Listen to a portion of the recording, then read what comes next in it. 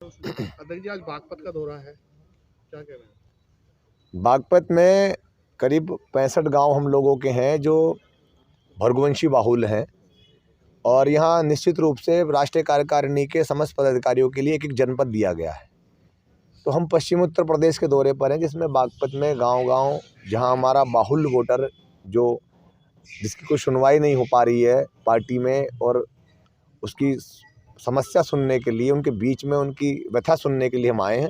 Party के कार्यकर्ताओं द्वारा सबको एकत्रित किया गया है। हमारे जिला अध्यक्ष यहाँ मेहनत कर रहे हैं और इनकी समस्या सुनेंगे। पार्टी से जुड़े हुए लोग हैं और आने वाले समय में 2026 के जिला पंचायत चुनाव में, 2027 के विधानसभा चुनावों में हमारे दल के माध्यम से हमारे लोगों की राजनीतिक हिस्सेदारी तय होगी, इस पर चर्चा होगी।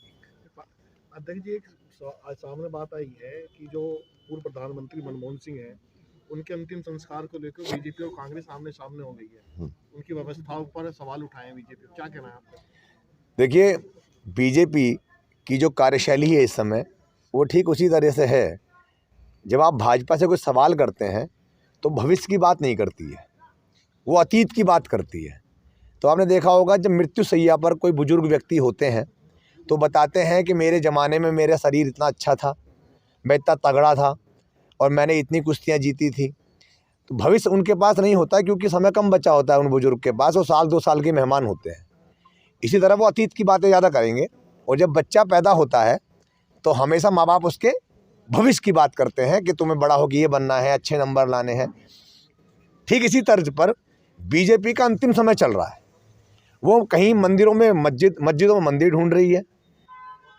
वर्तमान के गुजरे हुए वर्तमान के समय में पूर्व के समय का हवाला देते हुए वर्तमान की व्यवस्था को खराब करने का काम कर रही है। पूर्व प्रधानमंत्री स्वर्गीय मनमोहन सिंह जी, अर्थशास्त्र के मामले में जो उनके पास एक गुण था, जो भारत देश को उन्होंने 1 महीने की धन की व्यवस्था में 8 साल काटने का काम उन्होंने किया। और जिस समय 2014 के अंदर प्रधानमंत्री जी गद्दी पर बैठ रहे थे, नरेंद्र मोदी जी, उनको ये कहा कि इस देश की अर्थव्यवस्था को संभाल कर रखिएगा, बड़ा सजो के मैंने इसको खड़ा किया है। आज ऐसे अभूतपूर्व, ऐसे यशस्वी देश के पूर्व प्रधानमंत्री स्वर्गीय मनमोहन सिंह जी को राजघाट पर स्थान नहीं दिया जाता, बहुत निंदनीय है, दुर्भाग्यपूर्ण है। और देश की जनता के बीच में, सिख समुदाय के बीच में इसकी बड़ी पीड़ा है। इसका भी खामियाजा बीजेपी को 2027 के यूपी के चुनाव में और 2029 के लोकसभा चुनाव में देखने को मिलेगा। संभल हिंसा के बाद जगह जगह खुदाई की जा रही है, आपका क्या कहना है? ये खुदाई क्यों की जा रही है? देखिए, हमसे पहले संघ संचालक मोहन भागवत जी ने एक बयान दिया और उन्होंने बयान में कहा कि मस्जिदों में मंदिर खोदने की जो हिंदू नेता बनने का जो प्रयास किया जा रहा है, ये बंद होना चाहिए। हमें लगता है कि उनके अंदर का दीप जला और राष्ट्र की एकता को खंडित ना होने को लेकर उनकी पीड़ा बाहर आई और कहीं ना कहीं वो समझ रहे हैं कि आज राष्ट्र की एकता पर, अखंडता पर सवाल है। जो भारत पाकिस्तान का बंटवारा 1947 में 1947 में हुआ था, आज पुनः एक पाकिस्तान बनाने का प्रयास भारत में किया जा रहा है, भारतीय जनता पार्टी के नेतृत्व में। और आरएसएस प्रमुख मोहन भागवत जी ने इसके विरोध में बयान भी दिया है। वहीं बीजेपी के एक प्रचारक के रूप में काम कर रहे संत, कथित राजगुरु, कथित जगत गुरु भद्राचार्य जी कह रहे हैं कि वो तुष्टिकरण का बयान है। तो कहीं ना कहीं मैं समझता हूँ कि संघ को भी अब भाजपा दरकिनार कर रही है और ये इसका अंतिम चरण है। लेकिन मैं कह सकता हूँ आपके चैनल के माध्यम से, ये राजनीति समाज को बांटने की राजनीति है, सामाजिक सौहार्द बिगाड़ने की राजनीति है, सांप्रदायिकता का माहौल पैदा कर एक सनातन पृष्ठभूमि के समाज पर, जिसको ये लोग हिंदू संबोधित करते हैं, सनातनियों को भयभीत कर उनका वोट लेने की राजनीति है।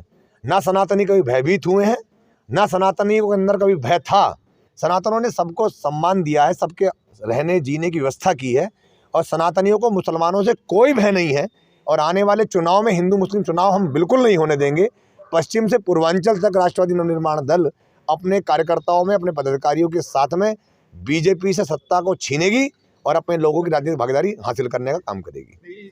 भाजपा की जिला महामंत्री है सरिता चौधरी, उनके साथ उनकी ससुराल है इंद्रापुरम लोनी के अंदर छेड़छाड़ का मामला सामने आया है। उन्होंने विशेष समुदाय के पर छेड़छाड़ का मामला लगाया है, उसमें कि पुलिस कार्रवाई नहीं कर रही है। वे योगी की पुलिस पर ही कह रही है कि कार्रवाई नहीं करी, ऐसा क्या मामला? ऐसे तमाम विधायक हैं, तमाम लोग हैं, अब हम नहीं जानते कौन है, लेकिन एक बार एक विधायक जो है वो पीटे भी गए थे। अभी वर्मा जी विधायक थे, उनके गनर वो अपने थाने में सुपुर्द कराए थे कि गनर में सुरक्षा नहीं कर सकते। भाजपा में इस तरह की घटनाएं आम बात है। यहाँ पर जितना अपराध इस बीजेपी में बढ़ा है, इतना अपराध किसी सरकार में नहीं बढ़ा। खुले तौर पर यहाँ सरेआम मॉब लिंचिंग करके लोगों को मार दिया जा रहा है, जिसको धर्म का चोला बना दिया जाता है। हम समझते हैं कि ऐसी घटनाएं अपार घटनाएं हैं, कोई एक नई घटना नहीं है, और बीजेपी की सरकार में ऐसी घटना होना कोई बड़ी बात भी नहीं है। यहाँ भाजपा का मुख्य एजेंडा ना स्कूल देना है, ना शिक्षा देना है, ना बिजली देना है, ना पानी देना है, ना सुरक्षा व्यवस्था देना है। इनको तो राम मंदिर के बाद में कोई एक हिंदू मुस्लिम मुद्दा चाहिए था, जिन्होंने संबल में बनाने में काम किया।